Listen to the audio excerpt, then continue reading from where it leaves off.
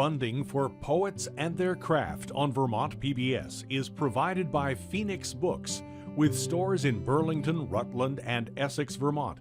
Phoenix Books, supporting our communities in everything we do, from books to authors. Details and information at phoenixbooks.biz. Vermont College of Fine Arts, located in Montpelier, fosters the excellence of established and emerging writers, designers, artists, composers, teachers, and filmmakers through its graduate-level programs. Learn more at vcfa.edu.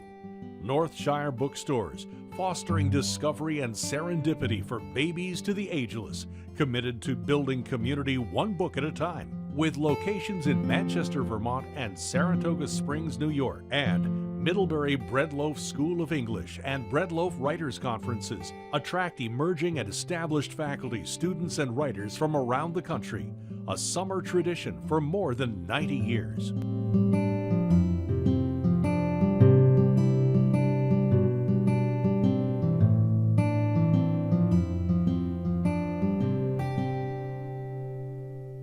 Hello, I'm Mary Jane Dickerson.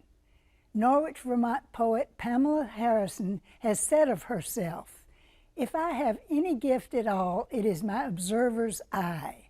This is proven to be so true of her 6 published poetry collections.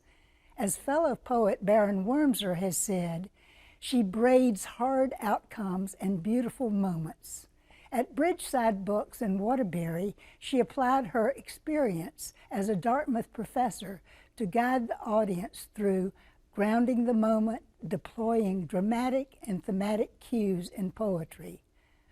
But first, here's what Hiata DeFeo, owner of the bookshop, had to say. There's just something about the spoken word.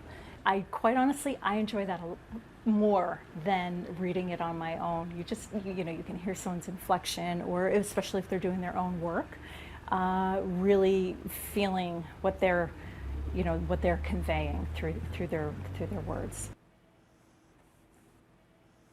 The miller's wife had waited long. The tea was cold, the fire was dead, and there might yet be nothing wrong in how he went and what he said. Now, what do you notice anything? What are the little bits of information, the little cues that you are taking from starting with the first line, and just mention anything that you come across as being of particular note? Waiting. Waited. Yeah, waited. Cold tea. Cold tea. Dead fire. Dead fire. Something wrong. Something wrong. Okay. We're getting a little announcement. And look at what he's done with the tenses that he uses in the poem. The miller's wife had waited long. So now we have a sense that a considerable amount of time had passed. There's been some delay. The tea was cold. She was waiting for someone to join her for tea. The fire was dead. Even the fire had gone out. And there might yet, look at that little yet in the middle of that line that is like a pivot. It raises a certain kind of suspense that maybe we'll find out. Things could be okay. Even this foreboding that we're sensing, that there's something cold, dead, and wrong, even that is held in suspense at this point. Carol, would you read the next 4 lines? "There are no millers anymore," was all that she had heard him say, and he had lingered at the door so long that it seemed yesterday. Okay, here's the only bit of dialogue in the whole poem. And this is whom do we imagine it to be? The miller himself, her husband.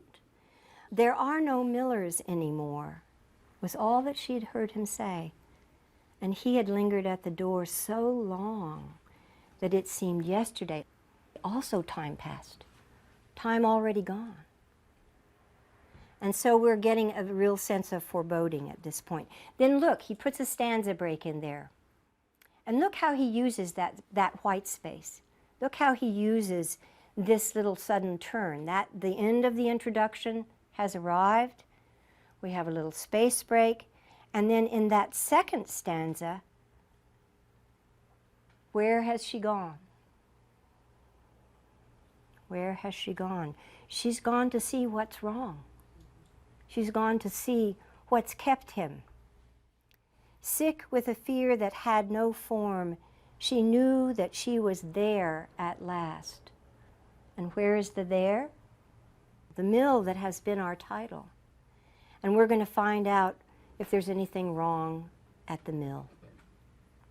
She knew that she was there at last, and in the mill, the familiar mill, she must have been in there many, many, many times, right?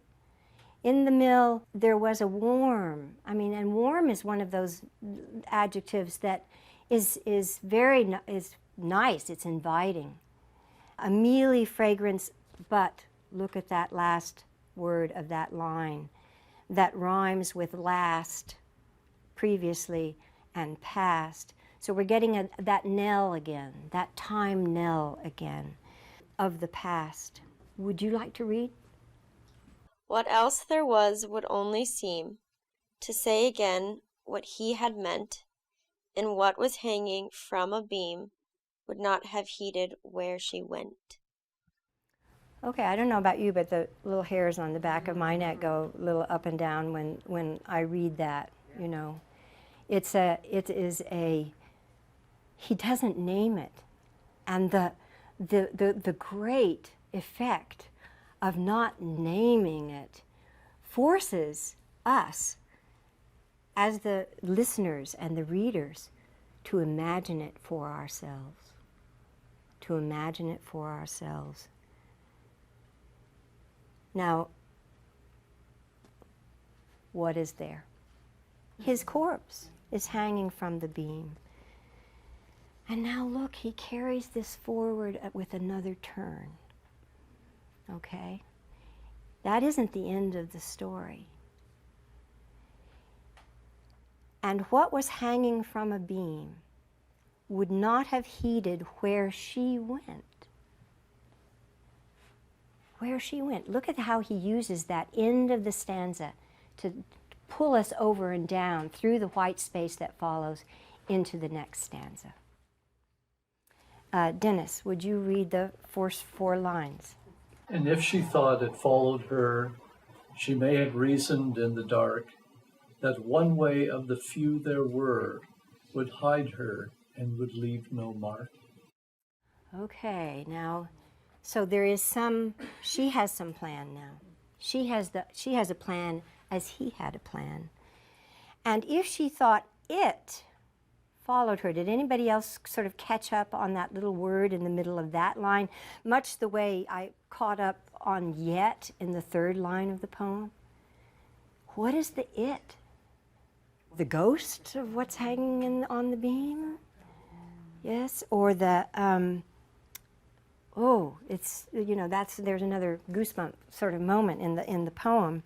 And Darby, would you read the last 4 lines?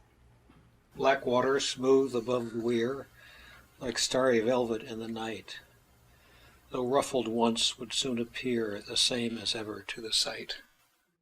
Okay, so now we know her plan. He doesn't have to, you know, render it. We just have to know the absolute certainty of what she's going to do. And look at how lushly and how beautifully sensuous his description and of that water, how in some ways kind of inviting, truly inviting. Black water, smooth above the weir, above the dam, like starry velvet in the night. Like starry, as though it would feel good to the touch. Though ruffled once, would soon appear the same as ever to the sight. Whose sight? A passerby, or whoever comes to the house, to the dam, to the miller the next day and finds no one there except someone hanging from a beam. So It's a beautifully constructed poem. It's so simple, and yet it is a whole mystery. It is a whole suspense story in and of itself. And when you read titles are obviously the first information, the first thing that a poet will give you to operate on. When we first come to the poem, we don't know where it's going to take us. We're just open to it. We're sort of curious passers-by, and we'll see if it interests us to get all the way through it to the end. Well, this one certainly does, because it sort of grabs us by the scruff of the neck and takes us down through the vertical time space of the page. But the mill, when you first see the title, you might ask yourself, okay, I'm looking for thematic and dramatic cues. There must be something about a mill. Now, I don't know yet what kind of a mill it is. Maybe it's a steel mill in Pennsylvania, full of rust and hot cauldrons and things like that. No, it's not a steel mill in Pennsylvania, as we discover. This is a mill, and this is where our cue to what the miller said, what the issue for him was. This was an old-fashioned water-run mill, the kind of mill where the water goes over this little thing and the great wheel, the great winding wheel, goes around and around inside. But why are there no millers anymore? What's happened? What's alive in the world? The Industrial Revolution has come, and therefore whole ways of life are turned over and wiped out, as they are cyclically in all kinds of countries and all kinds of circumstances. So we get after we sort of get the sense from our own experience of history and time that this mill is set in an era and at a time when this work is being eliminated, this living is being wiped out, then we begin to understand some of the larger ramifications of the poem. So we can then we could talk about what are the meanings of the poem. But I think the meanings of the poem are very much just the experience of the poem. That line by line and stanza and quatrain, sort of 4 lines by 4 lines, we come to experience both what the wife experiences and then what we as human beings, as the curious bystanders to this action, come to think about what we've experienced. He is such a master in that poem of giving little verbal cues about tenses and what happened, and so that the reader, following the vertical space down the vertical space of the page, the reader becomes aware that she or he is collecting these little cues, these little clues to what's truly going on, because it's not being just laid out on the plate. You have to be a bit of a detective to figure that poem out. I was playing tennis with a friend who we had a tennis group we've been playing for a long time, and she was telling me about her father, and her father lived to be 96 or something, and she said, well, one of the things that he did is that he decided to save himself some trouble. Each day he would, in the wintertime, he would just turn his sweater inside out and wear it the other way around. And I thought, I can use that. I know I can use that. That is something that's so beautifully illustrative of a certain frame of mind and a certain habit of approaching the problems of the day. And so gradually I let that gestate for a bit, and then I eventually I was staying here in the wintertime, as I said, and I wanted to write this poem in answer to Robert Frost's poem, An Old Man's Winter Night. And it's one of the fine, deep, great poems that Robert Frost wrote. But I had an argument with it because I felt that he didn't name the man whose soul he was describing. So I didn't name the man either, but I wanted to give him a much more of a personality Practiced enough now to have his household motions down, Willard makes his morning oatmeal with scabby apples, wrinkle macintoshes, quartered and diced with nuggets of candied ginger. Measuring the gas flame so to thwart it boiling over, he lays the wooden spoon from pot rim to handle, then leaves his breakfast to make while he stirs and lights the stove. A teepee of kindling, built on a mound of wadded paper, sets the fire going with one match. Before the burn tempers to ruby coals, he adds rock maple logs he split by axe that last bad spring. Then dons hat, coat, gloves, and boots over his union suit to walk in the dark beneath the glint of winter stars and collect his morning paper. No dog, no animals anymore, just the thinning news and its obits.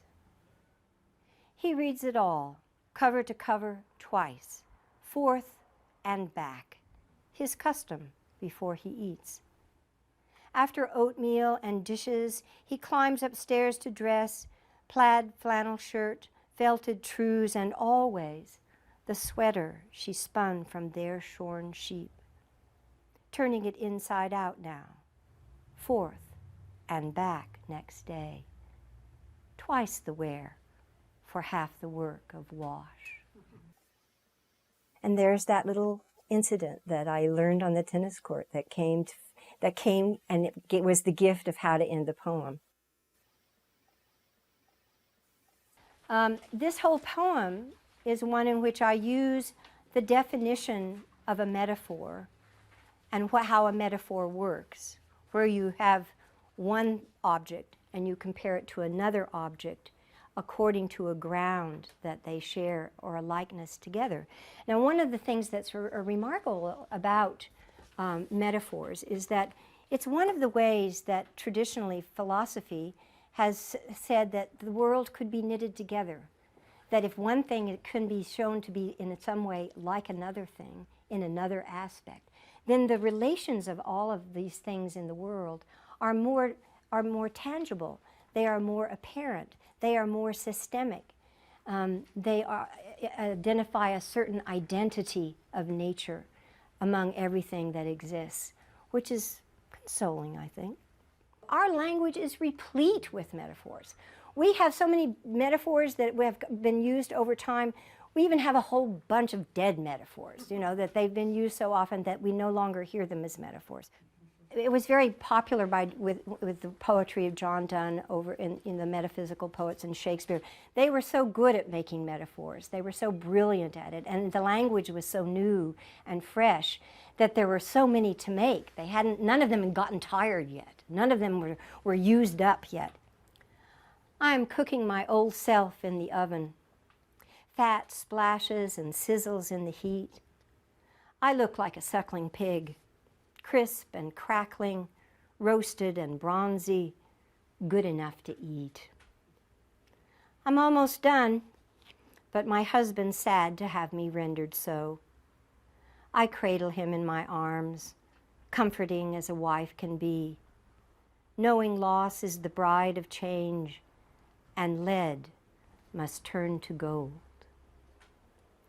That was at a time of where I wanted to really just render all the fat out of that old self that I was tired of, and I was going to turn into something better and more essential. And that's where the lead and gold comes in at the end.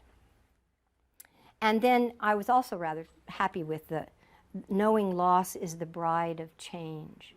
In other words, no change that's worth its salt can be done without a certain sense of loss about something. I'm trying to give my imagination the greatest latitude to say whatever I need to say in whatever time and space and whatever.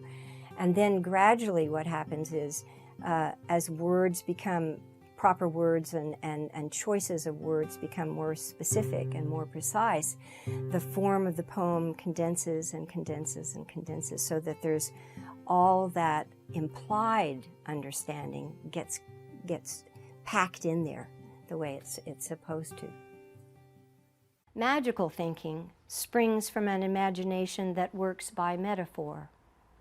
The thisness of this, set against the thatness of that, joined in one inspired likeness, which appears, if it appears, like the bouquet from a magician's patently empty hat. Look inside, close as you will, and still you'll wonder where those posies came from. Once, I lived deep in the country and drove an old car that had no heater through a blizzard home. By the time I got there, my hands were so frozen I could not work the key, though why I'd locked the door in those uncommon parts I couldn't say. Light and belonging, all the human riches of home, waited for my entry from the other side. Behind me, snow mounded slowly over the shoulder of my little car, obliterated what was left of the frozen road. I bent to the lock, almost weeping, pressing all the weight of my body on the indifference of the door, holding my only offering in both hands then, like a prayer. So that poem works by giving a definition and then an exemplum that you can think on and see if it answers what the mystery is. I would just wanted to call your attention to one place in the poem where sound values, we talked though about a little bit of those, about the rhymes that Edwin Arlington Robinson used at the end of his stanza lines to emphasize certain thematic values. Well, those are the lines: behind me, snow mounded slowly over the shoulder of my little car, obliterated what was left of the frozen road. Now, what's the recurrent sound in all of those three lines? Oh, oh, oh. Now, what is the sound of woe? Oh, oh, oh. That is the place of despair in this poem. That is when the speaker who's speaking and experiencing this suddenly realizes what the danger is, what the prospect might be. Writing poetry has always been a way of trying to make sense of my own life. And therefore, I think it's often the case with a lot of poets that perhaps there are those joyous poems that we write in sheer elation about a beautiful day or a time of day. But there are a lot of poems that we write because we've been upset by life and we don't understand it and we want to have some clarity about it. And finding the right word to describe what we're feeling is a tremendous relief, to get it out from the inside of our roiling inner life onto a page where we can examine it and edit it and possibly even make it a happy ending instead of a sad ending too. Poetry, one of those places where you allow yourself to feel in your body what somebody else is talking about through the words, through the agency of those words, is one way of enlarging our own personal outlook and sympathy.